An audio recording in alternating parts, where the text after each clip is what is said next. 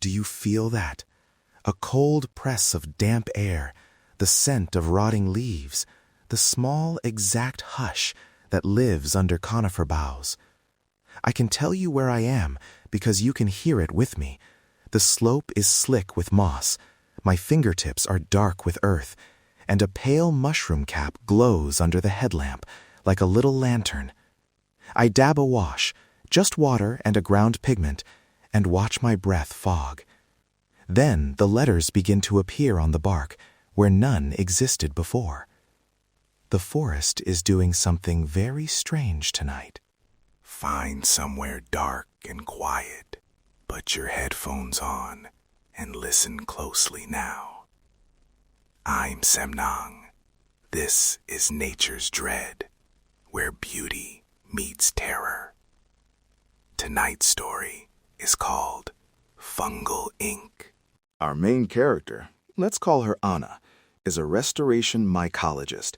She spends seasons coaxing life back into logged slopes and mine scars, inoculating soil with fungi, ferrying spores on her palms, testing tiny mixes of pigments in water to mark plots. She's not a treasure hunter. She's the kind of person who reads the color of a moss and knows where seed banks have taken hold. That evening, she was alone, scraping lichen from an old shelter to get a better look, thinking about the next day's transplant schedule. The air smelled like wet charcoal. Her lamp painted the trees a narrow yellow. She wanted to be efficient. Mark the plot, note the coordinates, go home. Small field techniques, she liked to say. Keep big projects honest. At first, it was a curiosity, nothing more. She dabbed a pale wash, an extract from a mushroom that stains when oxidized, on a strip of bark to test pigment strength. The wash darkened as expected, then deepened into shapes that should not have been there. A short line, then a curve, then letters. She blinked, leaned closer. The lamp made the script shimmer. It read in 3 careful words. "Forgive me, John." Anna felt her stomach loosen and tighten at once. The forest had kept a note. Someone had written and left it, faded to the point of invisibility until a fungus brought it back into being. What followed should have been a single oddity. Instead, it became a pattern. Over the next weeks, Anna found tags on forgotten caches, sewn scraps with hairline script that flared under her wash, a faded cloth thumbtacked beneath a shelter, a tiny sewn note tucked into a tree root. Some messages were apologies, others were coordinates. One was a list of names, cramped and urgent.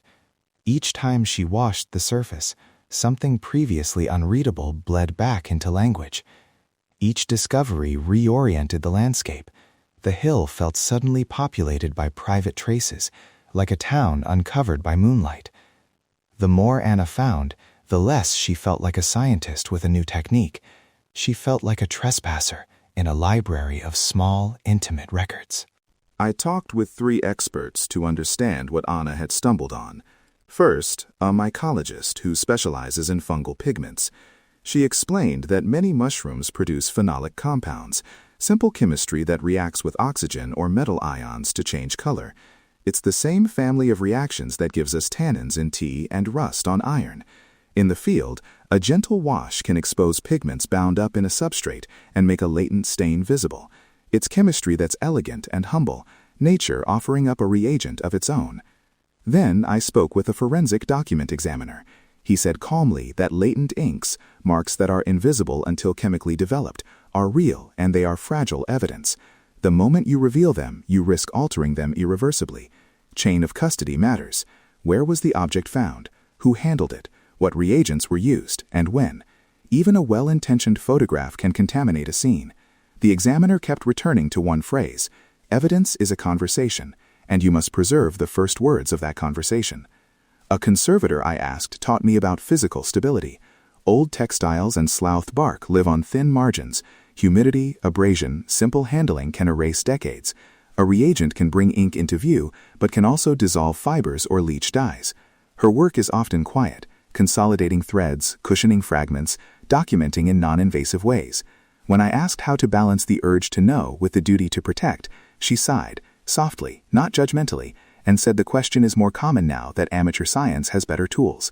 We love discovery, she said, but stewardship asks for restraint. And then there's the ethical layer. I sat with an ethicist who asked me to picture the family who might have placed a sewn note under a root. Maybe it was a memorial, a secret apology, coordinates meant only for a late partner to find. Imagine that grief is externalized into the landscape, a message meant only to be read by one set of eyes. What right do we have, even in service of science, to unseal that privacy? What if revealing a name reopens old wounds or puts people in danger? Curiosity can yield truth, and it can also be a violation. So Anna found herself on a ridge between two responsibilities. The desire to help, those coordinates could be a lead in a long closed search, and the obligation to respect fragile, private deposits. Here's where it gets interesting, she told me quietly. The more evidence she found, the more complicated the choices became. There was a moment she couldn't unsee. A cache of 3 sewn notes revealed a cluster of coordinates that, when mapped, pointed to a small depression on the slope, an old search area where volunteers had once combed the brush. Families had left flowers and laminated photos pinned to trees. A few names were still spoken in town. Anna could hand the items to local authorities and potentially reopen investigations. She could post images online and invite expert help. Or she could do nothing, let the forest keep its secrets.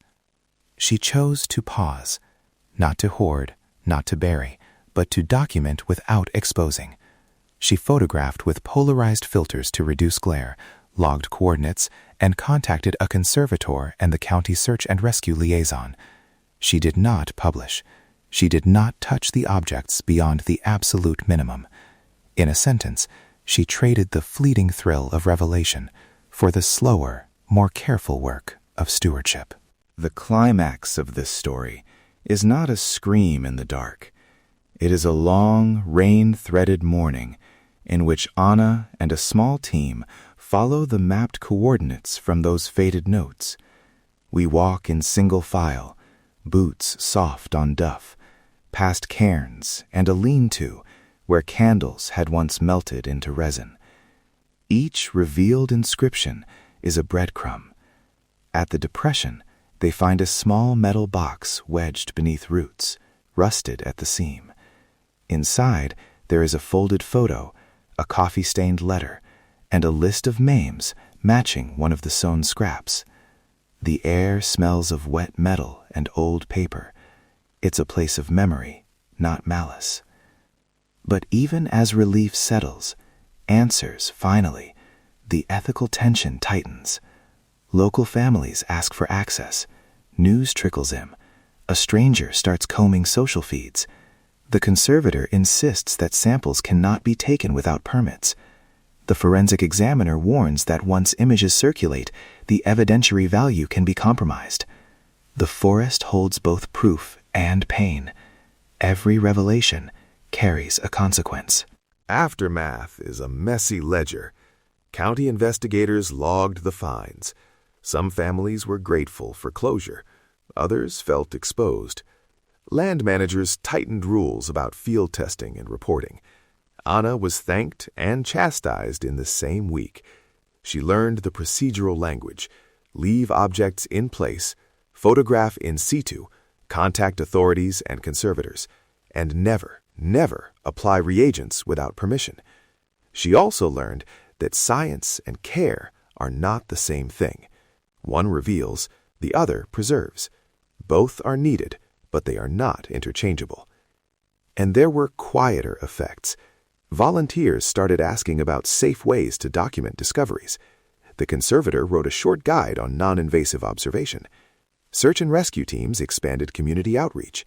Small policy changes rippled outward, tempered by the human stories threaded through the hill. One last image.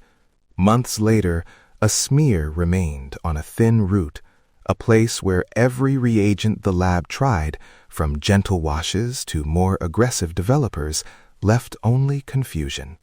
It resisted being read. Standing there, Anna traced the line with a gloved fingertip and felt something like respect. Some messages, she realized, belong to the place. Some secrets the woods keep exactly because the language of erasure matters. We can coax many things into view, but not everything should be forced into the light. If you're still here, the story has followed you to the end. I'm Sam Nung.